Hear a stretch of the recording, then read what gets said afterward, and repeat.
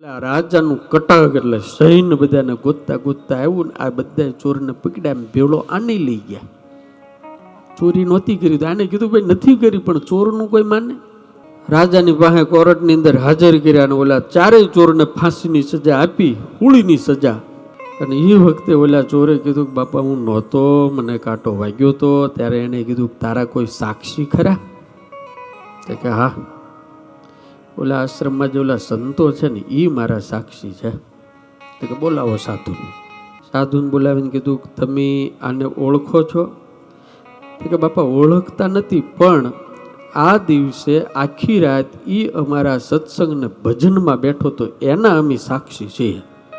કોર્ટની અંદર સાધુએ આવીને સાક્ષી પૂરીને એટલે સ્વામિનારાયણ ભગવાન એવું બોલ્યા કે હોળીનું દુઃખ હતું ને કાંટે મટી ગયું અને હોળીના દુઃખમાંથી મુક્ત થયો. ઓલા 3 હોળીએ ચડાવી દીધા.